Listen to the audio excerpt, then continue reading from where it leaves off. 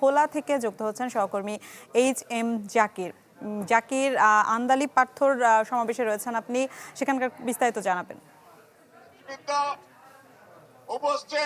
হ্যাঁ মিলা, প্রায় ঘন্টাখানেক সময় হয়েছে সমাবেশটি শুরু হয়েছে। আমরা দেখতে পাচ্ছি যে মঞ্চে উপস্থিত রয়েছে ব্যারিস্টার আন্দালিব রহমান পার্থ। তিনি ভোলার এক আসনের ঐক্যজোটের যে বিএনপির পক্ষ থেকে ঐক্যজোটের যে প্রার্থী হিসেবে তিনি নির্বাচন করছেন গরুগাড়ি প্রতীক নিয়ে।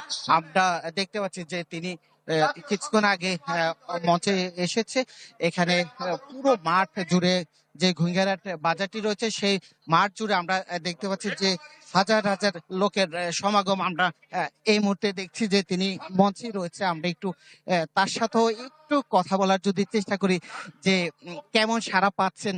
এ পর্যন্ত তো কয়েকটি উঠান বৈঠক সভা সমাবেশ করেছেন, যে সাধারণ মানুষের কেমন সাড়া পাচ্ছে? আলহামদুলিল্লাহ, অনেক ভালো সাড়া পাচ্ছি, অনেক পজিটিভ সাড়া পাচ্ছি এবং মানুষ ভোট দেওয়ার জন্য অপেক্ষা করছে।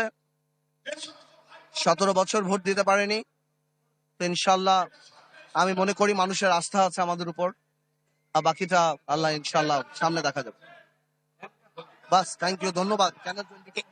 এমনিতে যে আমরা দেখতে পাচ্ছি যে বিভিন্ন জায়গায় আপনি সাধারণ মানুষকে, ভোলাবাসীকে বেশ কিছু তাদের দাবি দাবার গুলোর কথা যে নির্বাচিত হলে পূরণ করবেন না আশাবাদী, এরকম কি কি বিষয়গুলো রয়েছে যে পূরণ করবেন? না, এটা তো আসলে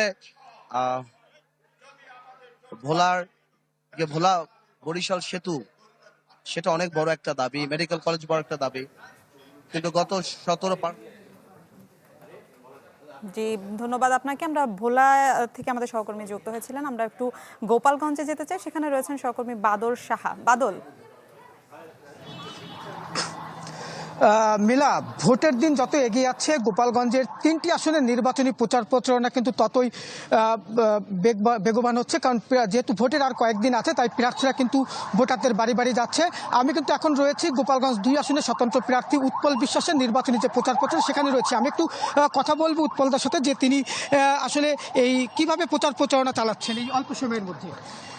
আমি বাড়ি বাড়ি যাচ্ছি, কোনো জনসভা করছি না, কোনো বড় মিছিল করছি না। বাড়ি বাড়ি গিয়ে আমি বলছি যে আমি আপনাদের অর্থে, আপনাদের স্বার্থে, আপনাদের প্রতিনিধি নির্বাচিত হই।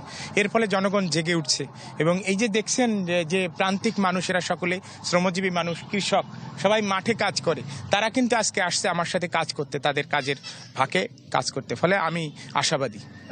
যেমনটি শুনছিলেন যে যেহেতু নির্বাচনের আর মাত্র কয়েকদিন আছে, সে কারণে কিন্তু প্রার্থীরা কিন্তু বিভিন্ন বাড়ি বাড়ি গিয়ে, মাঠে ঘাটে গিয়ে বিভিন্ন হাট বাজারে কিন্তু তাদের প্রচারণা চালাচ্ছেন। আরেকটি বিষয় হচ্ছে যে গোপালগঞ্জে যে 197টি কেন্দ্র ঝুঁকিপূর্ণ ধরা হয়েছিল সেটি কিন্তু বাড়িয়ে কিন্তু 385টি কেন্দ্রকে কিন্তু ঝুঁকিপূর্ণ ধরা হয়েছে এবং 12টি কেন্দ্রকে সাধারণ হিসেবে ঘোষণা করা হয়েছে। যেহেতু এই ঝুঁকিপূর্ণ কেন্দ্র হিসেবে চিহ্নিত করা হয়েছে, সে কারণে কিন্তু প্রার্থীরা বলছেন যে এই সব কেন্দ্রগুলোতে কিন্তু ব্যাপক নিরাপত্তা ব্যবস্থা যেন জোরদার নেওয়া হয়, সে বিষয়ে কিন্তু প্রশাসনের নিকট তারা দাবি জানিয়েছেন। এই ছিল আমার কাছে গোপালগঞ্জের নির্বাচনী প্রচার প্রচারণার সবশেষ খবর। মিলা।